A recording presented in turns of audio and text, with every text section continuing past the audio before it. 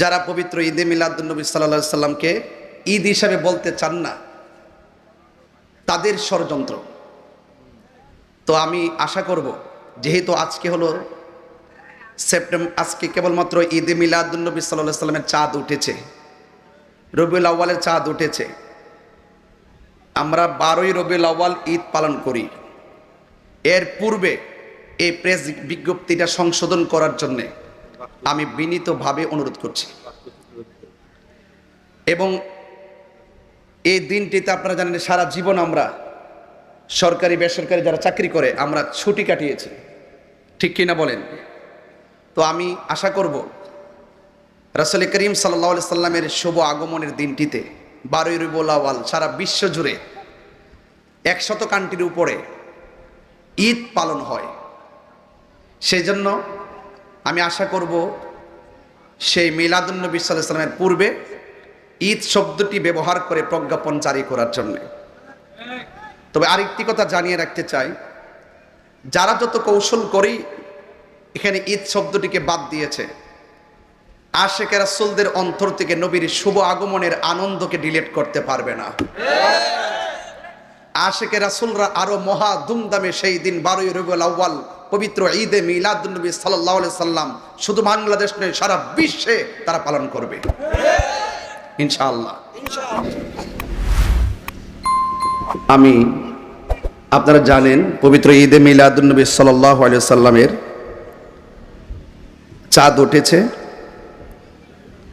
আপনারা জানেন যখন চাঁদ উঠে তখন ইসলামী ফাউন্ডেশনের পক্ষ থেকে চাঁদ দেখা কমিটি ঘোষণা দেয়। সেই বিধি মোতাবেক আজকেও ইসলামী ফাউন্ডেশন বাইতুল মুকাররম সভাকক্ষে ধর্ম বিষয়ক মন্ত্রণালয়ের সচিব মোহাম্মদ আব্দুল হামিদ জমাদ্দার সাহেবের সভাপতিত্বে জাতীয় চাঁদ দেখা কমিটির একটি সিদ্ধান্ত হয় এবং এই সিদ্ধান্তের মধ্যে তিনি উল্লেখ করেছেন আগামী 16ই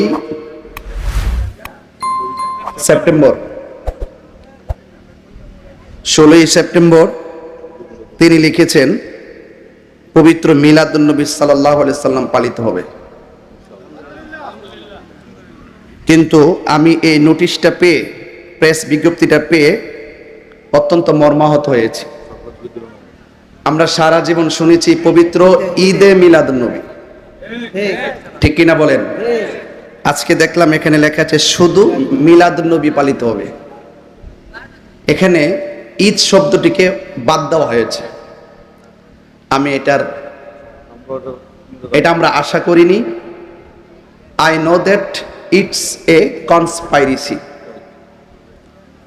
এটা ষড়যন্ত্রের অংশ, এটা ভুল না। এটা জেনে শুনে বিভিন্ন ধরনের যারা পবিত্র ঈদে মিলাদুন্নবী সাল্লাল্লাহু আলাইহি সাল্লামকে ঈদ হিসাবে বলতে চান না, তাদের ষড়যন্ত্র। তো আমি আশা করব, যেহেতু আজকে হলো সেপ্টেম্বর, আজকে কেবলমাত্র ঈদে মিলাদুন্নবী সাল্লাল্লাহু আলাইহি সাল্লামের চাঁদ উঠেছে, রবিউল আউয়ালের চাঁদ উঠেছে। আমরা 12ই রবিউল আউয়াল ঈদ পালন করি।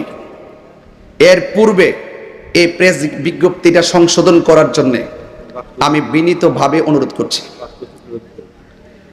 এবং এই দিনটিতে আপনারা জানেন সারা জীবন আমরা সরকারি বেসরকারি যারা চাকরি করে আমরা ছুটি কাটিয়েছি, ঠিক কিনা বলেন? তো আমি আশা করব রাসূল করিম সাল্লাল্লাহু আলাইহি সাল্লামের শুভ আগমনের দিনটিতে 12ই রবিউল আউয়াল সারা বিশ্ব জুড়ে 100 কান্ট্রির উপরে ঈদ পালন হয়। সেই জন্য আমি আশা করব সেই মিলাদুন্নবী সাল্লাল্লাহু আলাইহি সাল্লামের পূর্বে ঈদ শব্দটি ব্যবহার করে প্রজ্ঞাপন জারি করার জন্য। তবে আরেকটি কথা জানিয়ে রাখতে চাই, যারা যত কৌশল করেই এখানে ঈদ শব্দটিকে বাদ দিয়েছে, আশিকে রাসূলদের অন্তর থেকে নবীর শুভ আগমনের আনন্দকে ডিলিট করতে পারবে না। আশিকে রাসূলরা আরো মহা ধুমধামে সেই দিন 12ই রবিউল আউয়াল পবিত্র ঈদে মিলাদুন্নবী সাল্লাল্লাহু আলাইহি সাল্লাম শুধু বাংলাদেশ নয় সারা বিশ্বে তারা পালন করবে ইনশাআল্লাহ। আল্লাহ পাক রব্বুল আলামিন যেন আমাদের সকলকে সঠিক বোঝার তৌফিক দান করে, হিংসা বাদ দিয়ে, ষড়যন্ত্র বাদ দিয়ে, লাকাদ কানা লাকুম ফি রাসূলিল্লাহি উসওয়াতুন হাসানা, নবীর আদর্শে উজ্জীবিত হওয়ার তৌফিক দান করে সকলে বলুন আমিন। আল্লাহুম্মা আমিন। ربنا ظلمنا أنفسنا وإن لم تغفر لنا وترحمنا لنكونن من الخاسرين। এটা কি সিস্টেম কি এখানে বলবে? হ্যাঁ আপনি হের সবক দিবেন নাকি? উস্তাদরা দিও এখানে হেফসের সবক নিবেন চারজন, একজন মাহদি হাসান, মুরসালিন আহমদ, নাজমুল হাসান, মুসাম্মদ রিয়ানা আক্তার। আমি আমার পক্ষ থেকে মাদ্রাসার যে প্রিন্সিপাল হুজুরকে বলবো তিনি যেন এদেরকে সবকটা দিয়ে দেন, আমরা যেহেতু শেষ পর্যায়ে চলে আসছি ইনশাআল্লাহ। আল্লাহুম্মা আমিন। ربنا ظلمنا أنفسنا وإن لم تغفر لنا وترحمنا لنكونن من الخاسرين رب اغفر لي ولوالدي وللمؤمنين يوم يقوم الحساب رب ارحمهما كما ربياني صغيرا اللهم عافني في بدني اللهم عافني في بصري اللهم عافني في سمعي اللهم احفظ المسجد الأقصى اللهم احفظ المسلمين الفلسطين اللهم إني أعوذ بك من البرص والجنون والجذام ومن سيء الأسقام আল্লাহ মেহেরবানি করে আজকের এই মাহফিল কবুল আর মঞ্জুর করে নাও।